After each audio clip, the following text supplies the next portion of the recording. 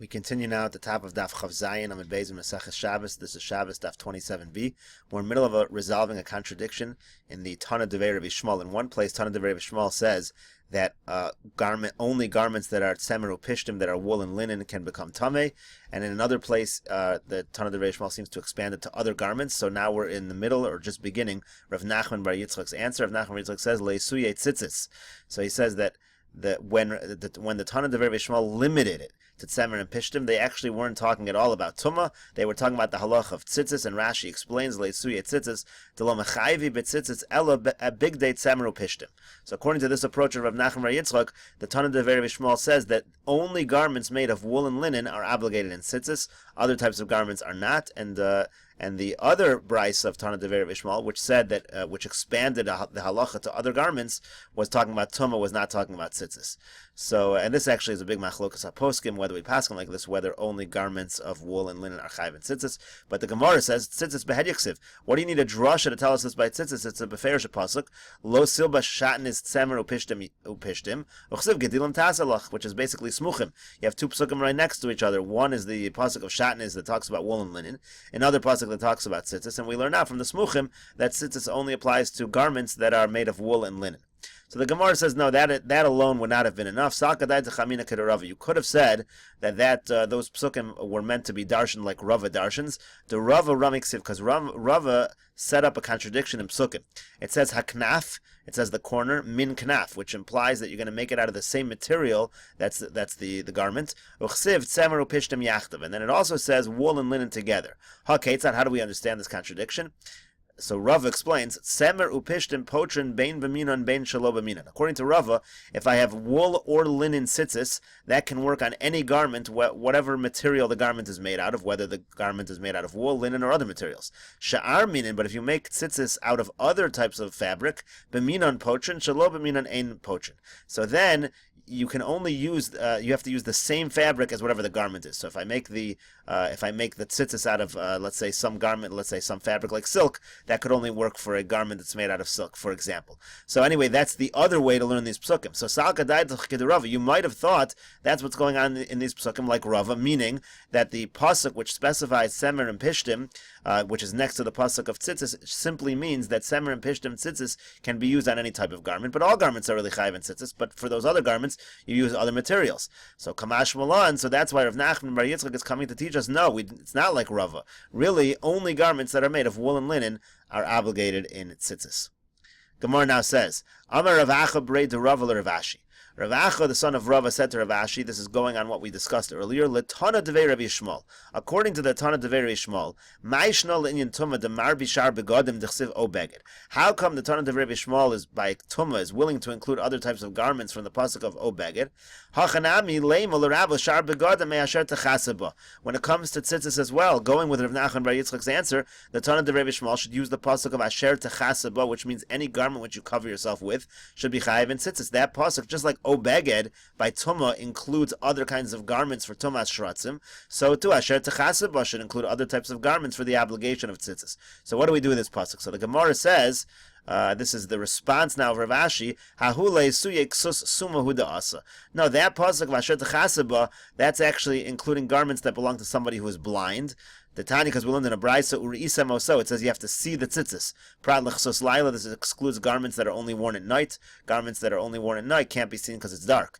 So ata omer prat l'chsos laila, is it really to exclude garments of the night? O enoela prat l'chsos suma, maybe it's to exclude garments that belong to a blind person who also can't see the garments.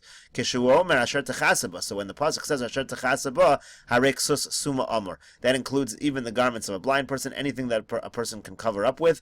Hamani mekayim urisa moso. What is the pasuk of urisa moso? Prat l'chsos laila. That's to exclude ksos laila. So essentially, you have one pasuk of asher techasaba, which is an inclusion. You have another pasuk of urisa moso, which is an exclusion, and we're excluding ksos laila. We're including ksos suma. But the Gemara says, how do you know which one to exclude and which one to exclude? Umar So how do you know this? Why do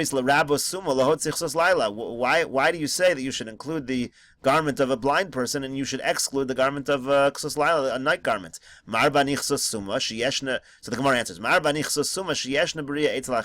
I include the garment of a blind person because that can be seen at least by other people. But when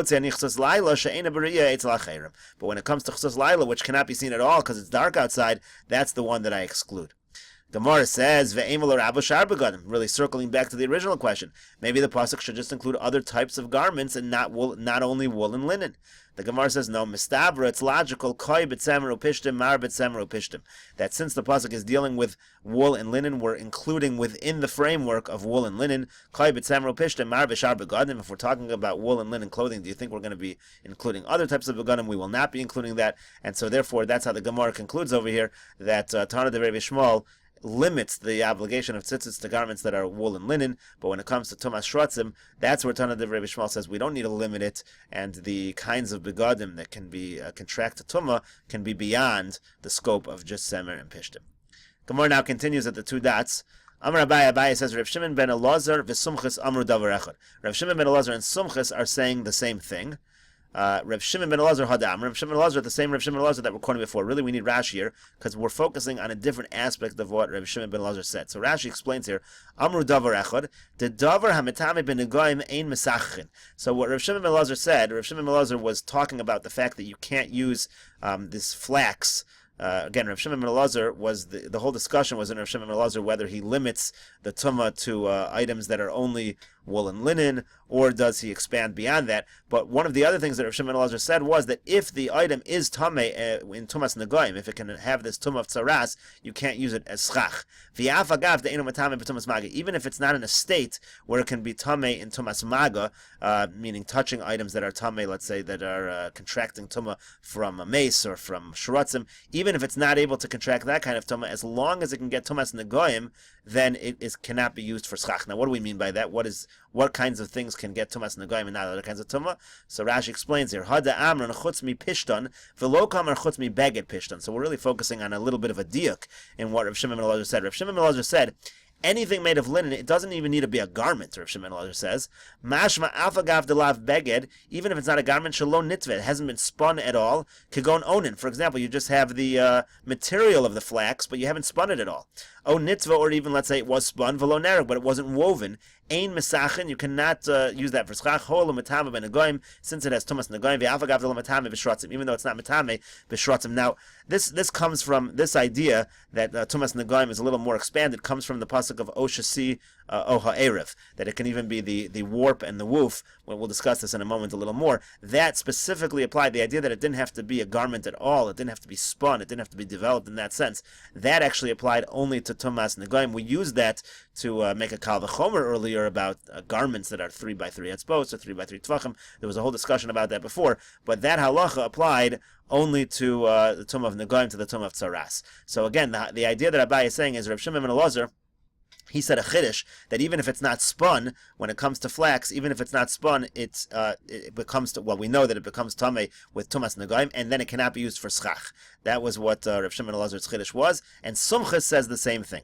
Sumchas Titania, Sumchas we learned in a brayso, Sumchas Omer, Sumchas says, sichacha betavoi, if he makes the schach with this spun material, psula, it is possible, mipnei shemetame benegoim. That's the key, because it's tameh in tumas negoim. And so they're saying the same thing, that what is the issue that is relevant when it comes to creating schach? The relevant issue is whether it's matame ben negoim. Now, there is going to be, we'll see in a moment, there's going to be a little bit of a machlokas exactly at what point these things become tamei negoim. That might be a bit of an issue, but everybody agrees in principle that as long as it's matame ben negoim, then you can't use it as schach. Rashi here says, sicha betavoy, if a person makes schach with a spun material, hoel matame ben negoim, since it is matame ben negoim, dechsiv o b'shasi o ba'erev. It says either with the warp or the woof.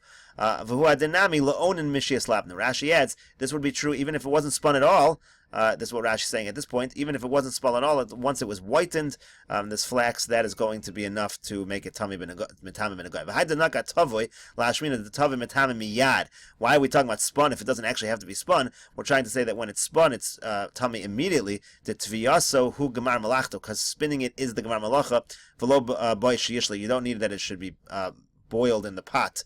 Again, that was they would boil it originally in order to start the whitening process, but once it's spun, that immediately makes it tummy. But Rashi says Misha Yislavnu would also be tummy. Now the Gemara says we're going to have two versions of how to understand this Gemara, so we'll read it first and then see Rashi. The Gemara says, Kiman, who does this follow? Ki Haiton, it follows the following Mishnah. The Tanan we learned in the Mishnah, Shasi ve'erev, when it comes to the warp and the woof, Metame ben miyad. Immediately they become tamei. Divrei Rav Meir, that's Rabbi Meir's opinion. Rabbi Yehuda makes distinctions. Hashasi misha yishla. When it comes to shasi, that's when it is again. That's when they boil it up. Va'erev miyad, that's when it comes to the warp. Va'erev miyad, when it comes to the woof, that is immediate. The warp are the threads that they're all strung one next to the other. That's the shasi, and then the erev is the one that goes back and forth, alternating between threads. In general, the shasi needs to be a little more developed than the erev does because they need to be stretched out. So in any case, va'erev, right away, the erev is tameh. Va'onin shel pishtan, and when you have fabric of flax, misha yislavnu, it's when it becomes whitened. So the question exactly, what does the Gemara mean here? Who does this follow according to Tanoim? So what do we mean to say? So Rashi is going to have two lashonos over here. So first Rashi says, Keman amra sumchas laha. So who does sumchas follow? So the first version is saying that sumchas said that when it's spun, it becomes it's metame ben agoyim. So who does that follow? Kiravi Meir da amar metame miyad shenitve. So according to this first version of Rashi, miyad means when it's spun. That's what miyad means. The moment that it's spun, it becomes tamei. Rashi mentioned that earlier also. And the Gemara is saying that Sumchus, who says it needs to be spun, follows Rabbi Meir, who says it's metame miyad when it's spun. That's one opinion. Lishna Achrin, another version, another way to understand this Gemara, Keman Amra Abaya Lahai Milsa. Who is Abaya following? Dahi chutz mi pishtan davka ka'amar afagav delav beged. So, meaning that Abaya said that when Rabbi Shimon ben Elazar said pishtan, he means it doesn't even have to be a beged, and that's going to be no good to use a schach. Even if it's just the fabric that's not spun. Alma onin metamim ben agoyim. Meaning, who does Abaya follow that even onin, even something that's not spun at all, can be metamim ben agoyim? Ki haytana Rabbi Yehuda. According to this version, the Gemara was saying that Abaye follows Rabbi Yehuda. In other words, Rabbi Meir held that it at least needs to be spun. That much needs to be true. Rabbi Yehuda has a possibility that onin can be metame even if they're not spun. And what does Rabbi Yehuda say? Rabbi Yehuda says the shasi is tami misha yishla sheyu sholin oso min ayor. That means they take it out from the pot where it's cooking. Shesholken oso bala lavno. They used to cook it in order to whiten it. And then misha yislavnu betanur. Then they used to whiten it inside of an oven. So here we have Rabbi Yehuda saying that when it comes to wool, most opinions understand Rabbi Yehuda's making a distinction between wool and flax. When it comes to wool, so then shasi is tameh from the moment it's taken out from the pot. Erev is miyad, and that's miyad when it's spun. And onin shel pishon, when it comes to flax, misha yislavnu, it doesn't even need to be spun at all. And that's what Abaya was saying when Abaya said afilu onin b'mashma. Even onin can be metamim b'negoy. Now the Gemara continues here with the Mishnah. Mishnah says, anything that comes from wood cannot be used on Shabbos to create the wicks for a fire, except for flax. Also, anything that is derived from wood is not tamei in tumas ohel, except for flax. Rashi here explains. For example, you can't make wicks out of canvas, you can't make it out of cotton, and also Rashi explains him. Let's say you use this material as an ohel and there's a dead body underneath. It's like any other house. The actual ohel does not need to be purified. The ohel causes things underneath it to become tummy, but the ohel itself does not become tummy. Ella pishton, except for flax, sha'af ohel tummy. Even the ohel itself is tummy. The pasuk talks about purifying the ohel, and the Gemara will learn out that that's talking specifically about pishton. Rashi, so the Gemara continues here. Menolan de pishton ikriates. The Gemara says, how do you know that pishton is called eitz? It says anything that's yotze min ha'eitz you cannot use except for pishton. So how do you know pishton is eitz? Amar Marzutra says the Amar Kra, because the pasuk says, Vihi, this is a pasuk in Yoshua. Vihi alosam hagaga vathit menem bepishta eitz. It says that she hid the spies in the pishtei ha'etz. So you see that pishton is referred to as eitz. Gemara now continues. Things that are derived from wood are not tamei tumas oel except for pishtan. Menolan, where do we know that? Amar Abelazar says, Gamar oel. We learn it out of Gezer Shava from the words oel, and the Gemara will continue this limud on Daf Chav Ches Amar Aleph. We will see in the next video.